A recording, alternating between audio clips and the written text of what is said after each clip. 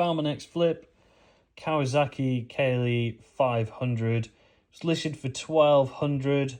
Looked really tidy, to be fair, for the pictures. There wasn't very many, no real sort of damage, but it was listed for spares or repairs due to a carb leak, he said. So I messaged the guy, went back and forth a few times, tried to agree like a lower price going.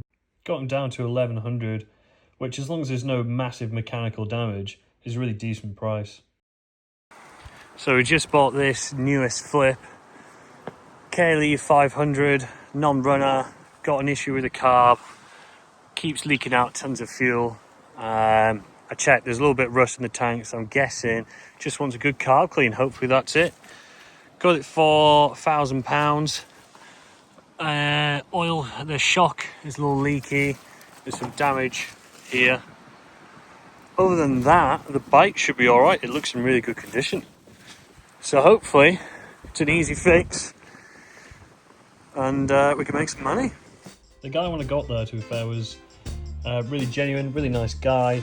Very straight up with what was going on with the bike. Basically said that he bought it a year ago, spent the summer riding it, parked it up, and then when he tried to get back out, it started leaking all the fuel from the carb. But it did turn over, there was no fuel in it, so it didn't start. Other than that, it seemed like a good deal. The shock was a little leaky, that was the annoying thing. So I did manage to talk him down at a further £100 to £1,000. But still pretty happy with the purchase. It's a decent bike.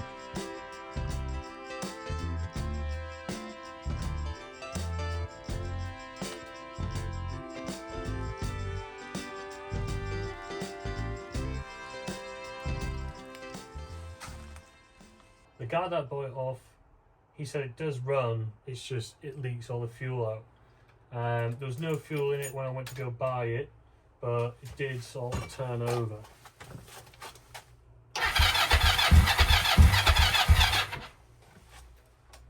You can hear it sort of trying, but I think it's just lack of fuel. I was going to put a load of fuel in it, but I thought if I can't turn it off because the stock cock doesn't have an off position, then I'm just going to get fuel all over the garage. So probably try and fix the car first, then see if she'll start. As you can see, space is pretty limited in here, so I'll try my best to do some good camera work while I strip it apart. But first thing is get this ugly thing off, try strip down the carbs, see what they're doing. As I was taking the tank off later, I did actually figure out that the on position actually stops the fuel coming out when you're taking it off. But never worked on a Kawasaki, so had no idea that was the case.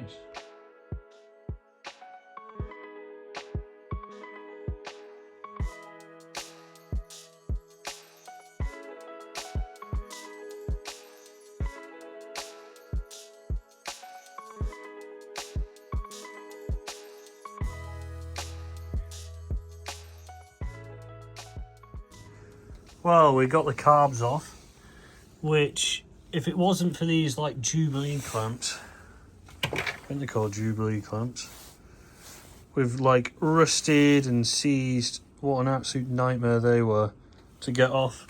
Other than that, pretty easy. Next, I just started stripping the carbs down, which is really easy. Just a few screws each of the corner of the float bowls, just to have a look inside where all the residue and crap would collect.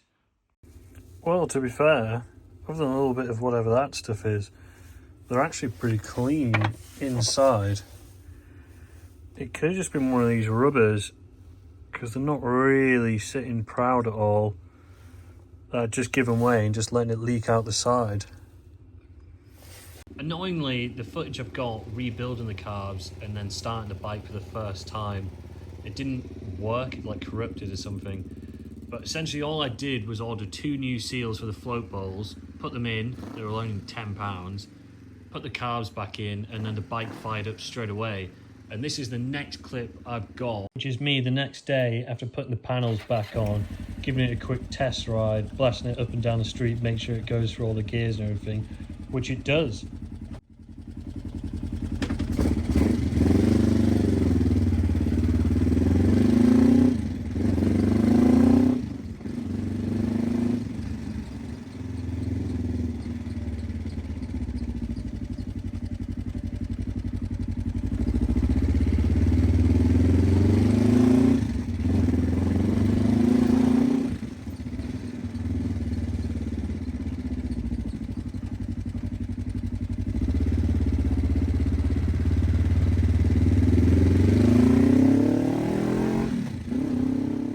after that, probably out of just sheer boredom, I went through the awful wiring harness that people have been chopping and splicing, doing all sorts of weird stuff with, and just ran back through it, sort of taped it all and made it a bit more how it's supposed to be. After doing the wiring, I had a look at the shock absorber, and it's not actually that's leaking. What I think it is where they got rid of the stock airbox, I think they fitted the little pod filters and forgot to oil them, and then as an afterthought just sprayed a ton of oil all around that area and just coated everything in like a thin oil, which is good news for me because it means I don't have to get a new shock absorber. So the bike is now up and running. Can't believe how easy it was. Literally a £10 little rubber seal, and the bike's great. Runs through all the gears, no problem. All the electrics work, lights, horn, tyres are good. Should be a good flip. So all I'm doing now is just filming like a walk around video, taking some pictures for the Facebook Marketplace listing, and we'll post it and see if it sells. Finally just sold the KLE. Took nearly 3 months, but I did just buy it at the end of summer. So trying to sell a bike in British winter, not really ideal. I got £1,550.